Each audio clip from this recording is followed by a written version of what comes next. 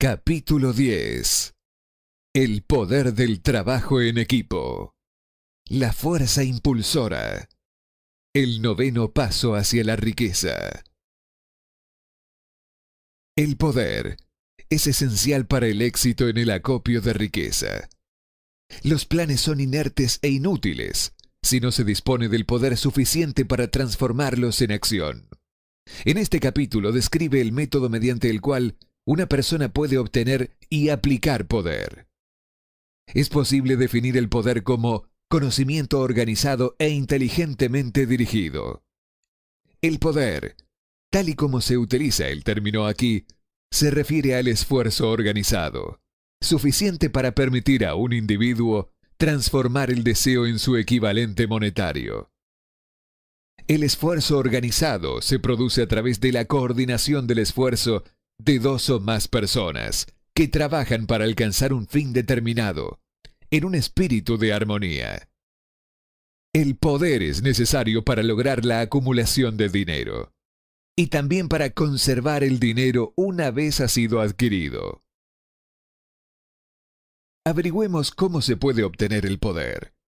Si el poder es conocimiento organizado, estudiemos las fuentes del conocimiento. A. Inteligencia infinita. Podemos ponernos en contacto con esta fuente del conocimiento a través del procedimiento descrito en otro capítulo, con la ayuda de la imaginación creativa. B. Experiencia acumulada. La experiencia acumulada del hombre, o esa parte de la misma que ha sido organizada y registrada, podemos encontrarla en cualquier biblioteca pública bien equipada. Una parte importante de esta experiencia acumulada se enseña en las escuelas y universidades públicas, donde ha sido clasificada y organizada. C. Experimentación e investigación. En el campo de la ciencia, así como casi en cualquier otro, los hombres se dedican diariamente a reunir, clasificar y organizar hechos nuevos. Esta es la fuente en la que debemos poner nuestra atención cuando el conocimiento no esté disponible a través de la experiencia acumulada. Aquí también hay que utilizar con frecuencia la imaginación creativa. El conocimiento puede ser adquirido a partir de cualquiera de las fuentes antes citadas y convertido en poder mediante la organización de ese mismo conocimiento en planes definidos y expresando esos planes en términos de acción. El examen de estas tres grandes fuentes de conocimiento pone ya de manifiesto la dificultad con la que se encontrará quien se apoye exclusivamente de sus únicos esfuerzos a la hora de reunir el conocimiento y expresarlo a través de planes definidos en términos de acción. Si sus planes son amplios y si contemplan amplias proporciones, debe inducir, en general, a otros a cooperar con él, antes de poder inyectar el necesario elemento de poder en ellos. Gane poder por medio de un equipo de trabajo. El equipo de trabajo puede ser definido como coordinación de conocimiento y esfuerzo, en un espíritu de armonía, entre dos o más personas, para el logro de un objetivo definido. Ningún individuo tendrá un gran poder sin tener el equipo de trabajo a su disposición. En un capítulo anterior ya se han dado instrucciones para la creación de estrategias para transformar el deseo en su equivalente monetario. Si usted lleva a cabo esas instrucciones con perseverancia e inteligencia y utiliza la discriminación en la selección del equipo de trabajo, su objetivo estará medio alcanzado, incluso antes de que empiece a darse cuenta de ello. Así, para que comprenda las potencialidades intangibles del poder de que dispone mediante un equipo de trabajo adecuadamente seleccionado, explicaremos aquí las dos características del principio del equipo de trabajo, una de las cuales es de naturaleza económica y la otra de naturaleza psíquica. La característica económica resulta obvia. Cualquier persona podrá conseguir ventajas económicas rodeándose del asesoramiento, el consejo y la cooperación de un grupo de personas dispuestas a prestarle una ayuda honesta, en un espíritu de perfecta armonía. Esta forma de alianza cooperativa ha sido el fundamento de casi todas las grandes fortunas. Su comprensión de esta gran verdad puede llegar a determinar definitivamente su estatus financiero. La fase psíquica del principio del equipo de trabajo es mucho más difícil de captar. Quizás usted pueda admitir una sugerencia significativa a partir de la siguiente afirmación. No hay dos mentes que se junten sin crear por esto una tercera fuerza invisible e intangible que puede enlazar con una tercera mente. Tenga presente que solo hay dos elementos conocidos en todo el universo: energía y materia. Se sabe muy bien que la materia puede ser descompuesta en unidades de moléculas, átomos y electrones. Estas son unidades de materia que pueden ser aisladas, separadas y analizadas. Asimismo, estas son unidades de energía. La mente humana es una forma de energía, una parte de la cual es de naturaleza espiritual. Cuando las mentes de dos personas se coordinan en un espíritu de armonía, las unidades espirituales de energía de cada mente forman una afinidad que constituye la fase psíquica del equipo de trabajo. Hace ya más de 50 años, Andrew Carnegie fue el primero en llamar mi atención sobre el principio del equipo de trabajo, o más bien, sobre la faceta económica del mismo. El descubrimiento de este principio fue el responsable de la elección del trabajo de mi vida. El equipo de trabajo del señor Carnegie estaba compuesto por unos 50 hombres, de los que él se supo rodear con el propósito definido de fabricar y vender acero. Él atribuía toda su fortuna al poder conseguido producto de ese equipo de trabajo. Si se analiza la historia de cualquier hombre que haya acumulado una gran riqueza, y las de muchos de aquellos que han acumulado fortunas modestas, se descubrirá que todos ellos han empleado consciente o inconscientemente el principio del equipo de trabajo. No se puede acumular ningún gran poder por medio de ningún otro principio. ¿Cómo multiplicar el poder de su cerebro? La energía es el grupo de ladrillos universales de la naturaleza, a través de los cuales ella construye cada cosa material en el universo, incluso al hombre, y toda forma de animal y vida vegetal. A través de un proceso que solo la naturaleza puede entender completamente, ella traduce la energía en materia. Los ladrillos de la naturaleza están disponibles para el hombre en la energía comprometida al pensar. El cerebro del hombre es comparable con una batería eléctrica. Es sabido que un grupo de baterías eléctricas proporcionarán más energía que una sola de ellas. También es un hecho bien conocido que toda batería individual da energía en proporción al número y capacidad de las células que contiene. El cerebro funciona de una forma parecida. Esto explica el hecho de que algunos cerebros sean más eficientes que otros y conduce a la siguiente e importante afirmación. Un grupo de cerebros coordinados o conectados en un espíritu de armonía entregarán más energía de pensamiento que un solo cerebro, del mismo modo que un grupo de baterías eléctricas proporcionarán más energía que una sola batería. A través de esta metáfora, se hace evidente que el principio del equipo de trabajo contiene el secreto del poder obtenido por hombres que se saben rodear de otras personas con cerebro. De ello se desprende otra afirmación que nos conducirá a una comprensión más exacta de la fase psíquica del principio del equipo de trabajo. Cuando un grupo de cerebros individuales se coordina y funciona en armonía, la energía generada incrementada por esa alianza se vuelve algo que está a disposición de cada uno de los cerebros particulares que forman parte del grupo. Es sabido que Henry Ford, empezó su carrera empresarial con el obstáculo de la pobreza, la falta de erudición y la ignorancia. También es un hecho bien conocido que en el inconcebible corto tiempo de 10 años, el señor Ford logró superar esos 3 obstáculos y 25 años más tarde se había convertido en uno de los hombres más ricos de los Estados Unidos. Si relacionamos con este hecho el conocimiento adicional de que los progresos más rápidos del señor Ford se hicieron patentes a partir del momento en que se convirtió en amigo personal de Thomas A. Edison, empezaremos a comprender cuál puede ser la influencia de una mente sobre la otra. Avancemos un paso más y consideremos el hecho de que las más increíbles hazañas de Ford empezaron a producirse tras haber conocido a Harry Firestone, John Burroughs y Luther Burbank, cada uno de los cuales era un hombre de gran capacidad cerebral.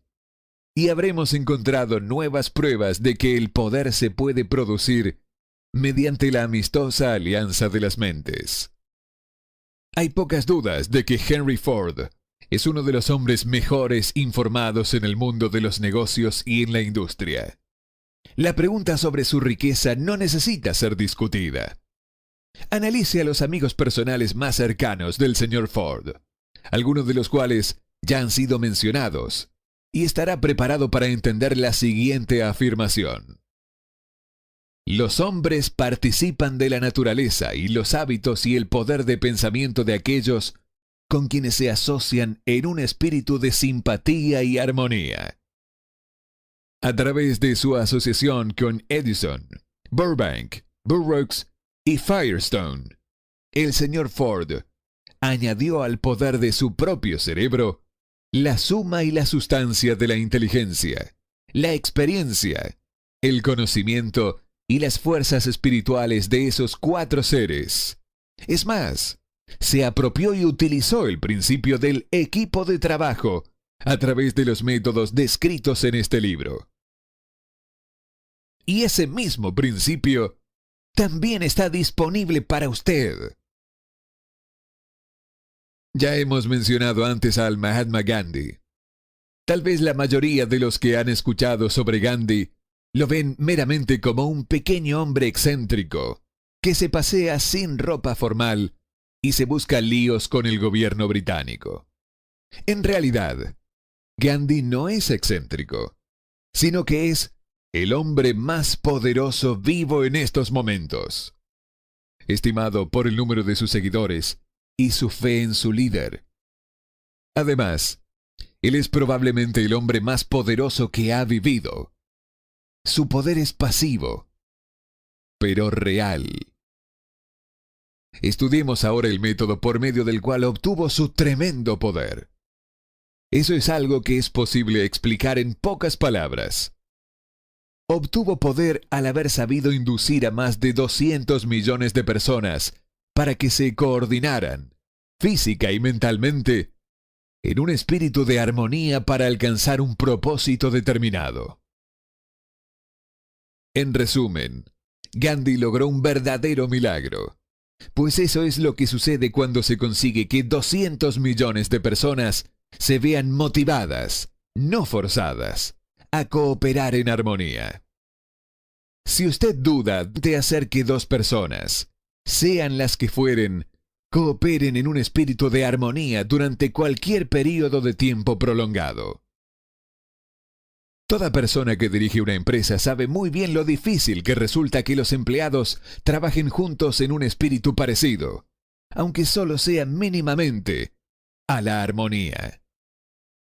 La lista de las fuentes principales de las que se puede obtener poder está encabezada, como hemos visto, por la inteligencia infinita.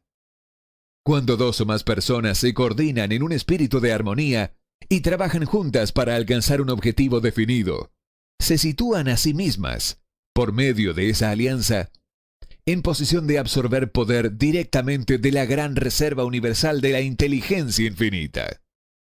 Se trata de la mayor fuente de poder existente. Es la fuente hacia la que el genio y todos los grandes líderes se vuelven, tanto si son conscientes de ese hecho como si no. Las otras dos grandes fuentes de las que es posible obtener el saber requerido para la acumulación de poder no son ni más ni menos fiables que los 5 sentidos del hombre. Y todos sabemos que los sentidos no siempre son fiables. La inteligencia infinita no falla. En capítulos posteriores, se describirán adecuadamente los métodos para contactarse con mayor facilidad con la inteligencia infinita. Este no es ningún curso de religión. Ninguno de los principios fundamentales descritos en este libro debería interpretarse como algo que tiene la intención de interferir con los hábitos religiosos de cualquier persona, ya sea de forma directa o indirecta. Este libro tiene el único fin de instruir acerca de cómo transformar el propósito definido del deseo de obtener dinero en su equivalente monetario. Lea, piense y medite a medida que vaya leyendo. El tema no tardará en desplegarse ante usted en su conjunto, y entonces podrá ver con la perspectiva necesaria. Lo que está viendo ahora son los detalles de cada uno de los capítulos separados. El poder de las emociones positivas. El dinero es tímido y evasivo. Tiene que ser procurado y obtenido por métodos no muy distintos a los que emplea una persona enamorada y decidida, que persigue a la pareja de sus sueños.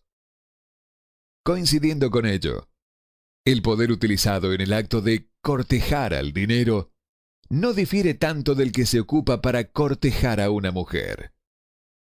Para que ese poder se utilice con éxito, en la obtención del dinero, debe ser mezclado con la fe.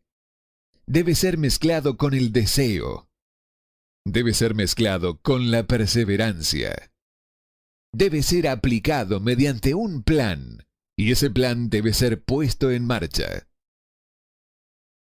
Cuando el dinero aparece en grandes cantidades, fluye hacia aquel que lo acumula con la misma facilidad con que el agua fluye hacia abajo. Existe una gran corriente invisible de poder que puede compararse con la de un río, excepto que una parte fluye en una dirección y se lleva consigo a todos los que se encuentran en ese lado de la corriente, en dirección a la riqueza, y la otra lo hace en la dirección opuesta y se lleva hacia la miseria y la pobreza a todos los que no logran salir de ella. Todo aquel que haya acumulado una gran riqueza reconoce la existencia de esta corriente de la vida. Consiste en un proceso de pensamiento. Las emociones positivas del pensamiento forman el lado de la corriente que le lleva a uno hacia la fortuna. Las emociones negativas forman el lado de la corriente que conducen a uno hacia la pobreza. Esto contiene un pensamiento de una gran relevancia para todo el que esté siguiendo este libro con la idea de acumular una fortuna. Si se encuentra usted en el lado de la corriente de poder que conduce a la pobreza, esto puede servirle como una especie de remo, mediante el cual impulsarse a sí mismo hacia el otro lado de la corriente. Pero solo le servirá mediante la aplicación y el uso. La simple lectura y juicio sobre lo que lee, ya sea en un sentido o en otro, no le beneficiará en lo absoluto. Algunas personas pasan por la experiencia de alternar entre el lado positivo y negativo de la corriente, estando algunas veces en el lado positivo y otras en el negativo. La caída de Wall Street de 1929 barrió con millones de individuos del lado positivo al lado negativo de la corriente. Estos millones están peleando, algunos de ellos con desesperación y miedo, para volver al lado positivo de la corriente. Este libro fue escrito especialmente para esos millones. La pobreza y la riqueza suelen cambiar de lugar cuando la riqueza ocupa el lugar de la pobreza. El cambio se produce a través de planes bien pensados y cuidadosamente ejecutados. La pobreza, en cambio, no necesita de plan alguno. No necesita que la ayuden, porque es enérgica y ruda. En cambio, la riqueza es reservada y tímida y, por lo mismo, tiene que ser atraída. Cualquiera puede desear riquezas, y la mayoría lo hace, pero solo unos cuantos saben que un plan definitivo, más un deseo ardiente por la riqueza, son los únicos medios confiables para conseguir riquezas. La felicidad se encuentra en hacer, no solo en poseer.